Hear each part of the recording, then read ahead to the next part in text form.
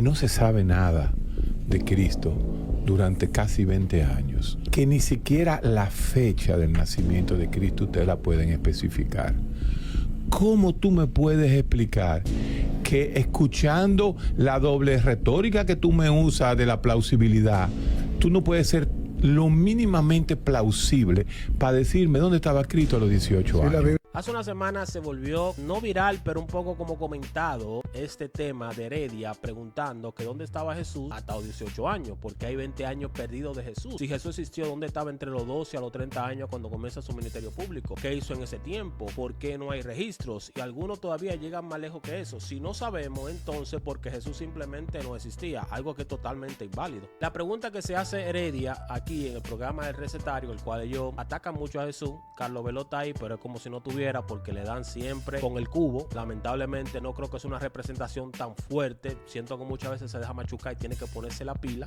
Lo que se pregunta aquí es algo que no es absurdo, no es tampoco poco inteligente, pero es una pregunta mal planteada. No mal planteada, no porque la pregunta esté mal o esté mal cuestionar, sino porque se hace usando criterio moderno para juzgar un mundo antiguo. O sea, tú quieres juzgar el mundo del siglo I con herramientas del siglo XXI. O sea, eso no es válido. Y cuando tú haces eso, no solamente tú no descubres la verdad, distorsionas toda la historia que hay antes de eso. Y eso es lo que Guerrero Heredia prácticamente está queriendo hacer aquí, dejando esa sospecha por el silencio. Cuando se dice, bueno, como se ha dicho, por ejemplo aquí, hay un silencio. ¿Por qué hasta los 20 años no sabemos de él? ¿Por qué hasta los 18 años no sabemos de él? ¿Por qué? No debería ser un problema, porque simplemente en el siglo I, en el ambiente que creció Cristo, el nacimiento de la persona no era un evento para que temblara la tierra como lo hacemos tú y yo hoy. En el tiempo de Jesús no se prendían velitas, la gente no andaba llevando bizcocho, no llegaban 3 güeyes con 5 sacos de harina de que güey, vamos a hacer una fiesta. No existía, porque la importancia de la persona surgía cuando comenzaba su misión, no antes. En el mundo antiguo, judío, romano, greco, romano, no existían registros públicos de los judíos con fecha de nacimiento, altura, peso, color de los ojos, color de los cabellos. No fue que Cristo nació en la maternidad de Lomina, de que, ¿dónde usted nació? Bueno, yo soy Jesús, 1,80 m, Jesús Ramírez de Nazaret, nacido en Galilea, pesó 9 kilos. Eso no existía en aquel tiempo. La historia registraba lo que hacía la persona cuando la persona impactaba y entraba en la cultura, que eso fue lo que hizo Jesús. Lo de Jesús se comienza a narrar porque entra de manera impactante a la historia. No se conoce ningún registro de Moisés a los 22 años. No se conoce uno de David antes de que peleara con Goliat. No se conoce ningún registro de ninguno de los profetas. ¿Significa que no existieron? No, no significa que no existieron, porque incluso hay tumbas de cada uno de ellos. Ahora, ¿por qué no se exige lo mismo de Sócrates, de Aristóteles, de Platón? ¿Sabemos que todos ellos existieron? Claro que sí, está más que probado que existieron. ¿Existen pruebas así con acta de nacimiento de cuándo y dónde nació? No, no existe. Entonces, ¿por qué a Cristo queremos aplicarle la sospecha del silencio? De porque no lo dice o porque no se registra, significa que no existió. Y ahora la gente podría decir, bueno, lo que pasa es que Jesús es un personaje que ha impactado la historia. De hecho, la dividió antes de Cristo, después de Cristo. Es necesario de que haya registro de él, porque si no, como una persona tan importante que impactó la historia, ¿cómo es posible que no existiera registro de él? En el mundo antiguo eso no funcionaba. En el mundo antiguo, cuando comenzaba la persona a destacarse, venían los registros de la persona.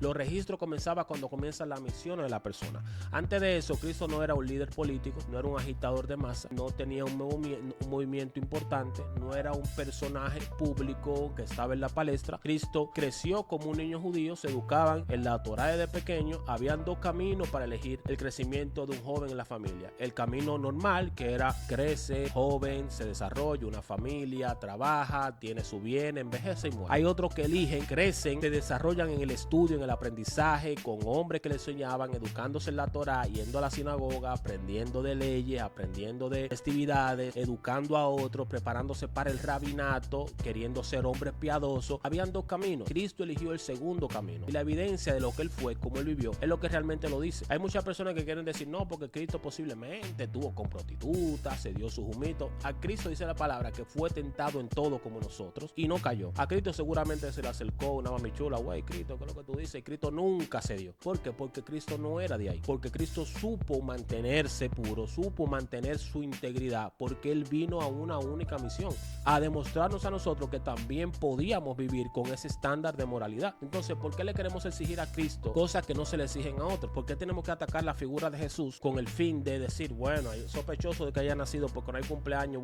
Solamente 2 cumpleaños se registran en la palabra de Dios: el cumpleaños de Faraón, Génesis 40:20, y el cumpleaños de Herodes Antipas, Mateo 16:6. Creo que lo dice eso, lo pueden corroborar. Y solamente esos 2 cumpleaños son los que se celebran. El mundo judío antiguo no celebraba cumpleaños. El mundo pagano sí, celebraba de sus dioses, de su emperador y de todo el mundo, pero no los judíos, porque para ellos eso no era relevante. Relevante era cuando tu hijo comenzaba a hacer algo, cuando se registraba algo de tu hijo, ahí comenzaba a ser relevante. Entonces la pregunta de Heredia no es que está mal, pero una pregunta un poco capciosa, queriendo poner en dificultad a Carlos Veloz y todo lo demás como él sabe hacer, pero una pregunta que carece la vida de Jerusalén en los tiempos de Jesús, que voy a dejar una foto aquí.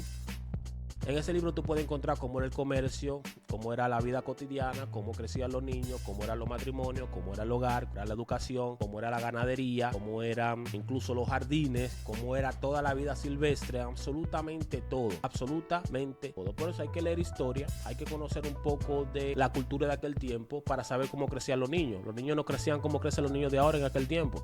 En este tiempo los niños crecen totalmente diferentes, pero en aquel tiempo crecían educándose a vivir de manera piadosa su vida sacra y espiritual, o vivir normalmente. Jesús eligió la vida piadosa porque a eso fue que él vino. Entonces yo no creo que debería ser ningún problema para la gente del recetario dudar de la existencia de Cristo, porque la historia dice cómo vivían los hijos, cómo vivían los niños, cómo vivían los jóvenes de aquel tiempo, a qué edad seguramente se casaban. Entonces es un argumento que puede sonar fuerte en las redes, pero se derrumba cuando la historia se le para de frente. Ahora, en este video yo lo toco solamente en superficie. Aquí en la descripción voy a dejar un link de mi comunidad School, donde he puesto una clase totalmente gratuita que tú puedes ir a ver y conocer más acerca de los supuestos años perdidos de Jesús. Déjame aquí debajo en los comentarios qué tú opinas acerca de eso y nos vemos en el próximo video. Shalom.